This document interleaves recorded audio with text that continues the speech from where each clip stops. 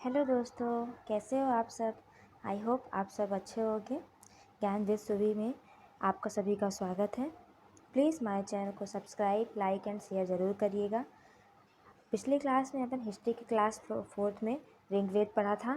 आज अपन आगे चलेंगे तो नेक्स्ट टॉपिक क्या पढ़ेंगे अपन यजुर्वेद। कल अपन इसके पहले अपन ने ऋग्वेद पढ़ा था। अब नेक्स्ट अपन का क्या है, यजुर्वेद। तो यजुर्वेद का अर्थ क्या होता है? तो यजुर्वेद में जो यजु है उसका अर्थ क्या होता है? यज्ञ या बलि से संबंधित मंत्र होता है। क्या होता है? यज्ञ या बलि से संबंधित मंत्र होते हैं। तो यजुर्वेद का मतलब क्या हो जाएगा कि यज्ञों में बोले जाने वाले मंत्रों का संग्रह। क्या होगा यजुर्वेद का मतलब? यज्ञों में बोले जाने वाले मंत्रों का संग्रह। फिर इसमें संख्या व स्वरूप क्या था? इसमें टोटल कितनी शाखाएं थी? 2 शाखाएं थी, कृष्ण और शुक्ल। तो कृष्ण मतलब कृष्ण जी कैसे थे? काले थे, तो कृष्ण यजुर्वेद हो जाएगा और शुक्ल यजुर्वेद हो जाएगा। कृष्ण यजुर्वेद में क्या था? इसमें मंत्र और ब्राह्मण ग्रंथ मिले जुले रूप में है। क्या रहते हैं इसमें? जो मंत्र और ब्राह्मण ग्रंथ होते हैं वो क्या रहते हैं? मिले जुले रूप में रहते हैं। शुक्ल यजुर्वेद में क्या होता है?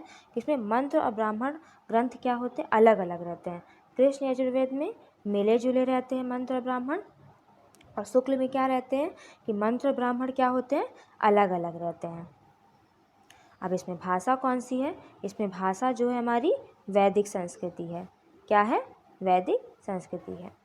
इसमें कौन सी विषय वस्तु का उपयोग किया गया था?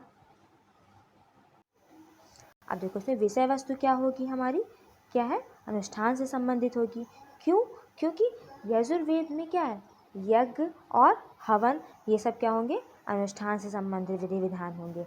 और इसमें क्या होगा? गद्य और पद्य दोनों रूप में क्या क्या करेंगे?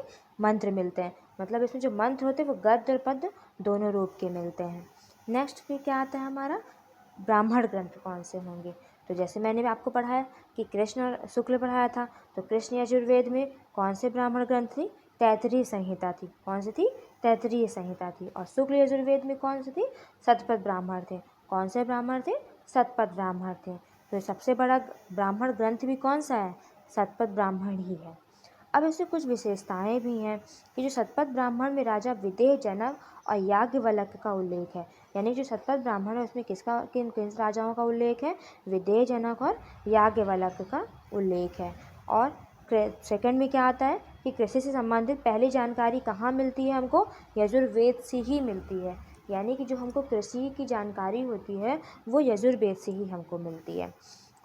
फिर नेक्स्ट क्या आता है कि इसमें जो हमारे सामाजिक और धार्मिक नियमों का वर्णन भी मिलता है। यानी कि यजुर्वेद में हमको सामाजिक और धार्मिक नियमों का भी वर्णन मिलता है। अब अपन ने यजुर्वेद तो पढ़ लिया, अब इसे कुछ क्वेश्चंस देख लेते हैं। यजुर्वेद का मुख्य विषय क्या था? यज्ञ और अनुष्ठान था। अभी अभी अपन ने पढ़ा कि क्या है? यज्ञ और अनुष्ठान है। तो इसका आंसर क्या हो जाएगा हमारा? यज्ञ और अनुष्ठान। तो यजुर्वेद में यज्ञ वेद हमारी क्या हो जाएगी? ट्रिक हो जाएगी। यजुर्वेद में कितनी शाखाएं थी? अपन ने कितनी शाखाएं पढ़ी हैं? यजुर्वेद में 2 शाखाओं के बारे में पढ़ा। अभी पढ़ा ना अपन ने? कितनी शाखाएं हैं? 2 शाखाएं हैं, कृष्ण और शुक्ल।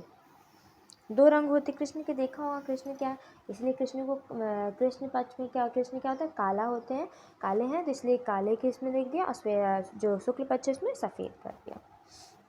अब थर्ड क्वेश्चन क्या आता है? कृष्ण यजुर्वेद की संहिता कौन सी है? तो कृष्ण यजुर्वेद की संहिता कौन सी है हमारी? तैत्तिरीय संहिता हो गई। नेक्स्ट क्वेश्चन क्या है कि शुक्ल यजुर्वेद का प्रमुख ब्राह्मण ग्रंथ कौन सा? कृष्ण के तैत्तिरीय हो गए, तो शुक्ल यजुर्वेद के कौन से हो जाएंगे? शुक्ल यजुर्वेद के हमारे शतपथ ब्राह्मण हो जाएंगे। कौन से हो जाएंगे? शतपथ ब्राह्मण हो जाएंगे। और सबसे बड़ा ग्रंथ भी कौन सा है? शतपथ ही है। तो कृष्ण यजुर्वेद और शुक्ल यजुर्वेद में अंतर क्या है? कृष्ण में क्या था कि मंत्र ब्राह्मण क्या थे? अलग अलग थे। और शुक्ल में क्या रहते हैं कि मिले जुले। कौन सा आंसर होगा? और सेकंड ऑप्शन में क्या लिखा हुआ है कि कृष्ण में मिले जुले हैं कि शुक्ल में अलग अलग है? इसका आंसर हमारा क्या है कि बी नंबर होगा। कृष्ण में क्या होते हैं? मिले जुले हैं, और शुक्ल में क्या है? अलग अलग रहते हैं। शतपथ ब्राह्मण में किनका उल्लेख मिलता है? शतपथ ब्राह्मण में किनका उल्लेख मिलता है हमको? याज्ञवल्क्य और जनक का उल्लेख मिलता है। किसका मिलता है? याज्ञवल्क्य और जनक का।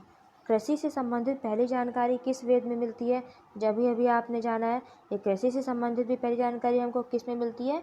यजुर्वेद में मिलती है। तो आपको कैसा लगा आज की हिस्ट्री क्लास, मुझे ज़रूर बताइएगा, और इसमें जो भी गलती हुई होगी प्लीज़ लाइक और सब्सक्राइब ज़रूर करिएगा।